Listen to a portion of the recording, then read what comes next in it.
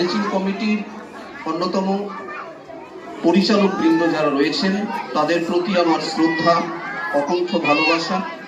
আজকের যারা আমার শ্রদ্ধেয় শিক্ষক, প্রাক্তন শিক্ষক মাওলানা রবিউল সাহেব, তিনি হরিপুর সিনিয়র মাদ্রাসার প্রাক্তন শিক্ষক, একজন বিশিষ্ট শিক্ষাবিদ, তাকে আমরা পেয়েছি, তার জন্য আমরা গর্বিত।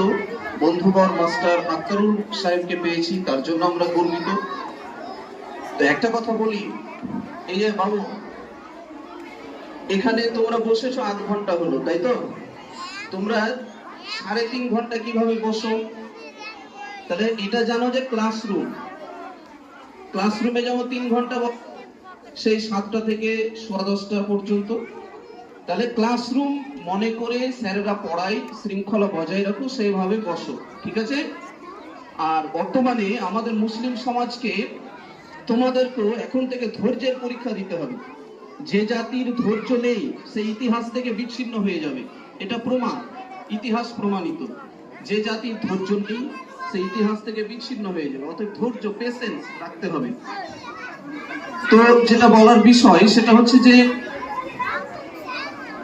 আজকে 2025 শিক্ষাবর্ষের ফাইনাল টার্ম এক্সামিনেশন বা অ্যানুয়াল এক্সামিনেশনের রেজাল্ট। তো ফলাফল, এই ফলাফলে অনেকেই প্রথম, দ্বিতীয়, তৃতীয় হয়েছে, অনেকে 1 থেকে 10 র্যাঙ্ক করেছে অল্প মার্কসের ব্যবধানে। কেউ হয়তো এই র্যাঙ্কের মধ্যে হতে পারোনি, কারণ 500 জন ছাত্রছাত্রী সবাই ফার্স্ট, সেকেন্ড, থার্ড হবে না। কিন্তু একটা ভালো রেজাল্ট করতে পারে, যে অ্যাভারেজ একটা রেজাল্ট আমরা করব বা সবাই চেষ্টা করেছো।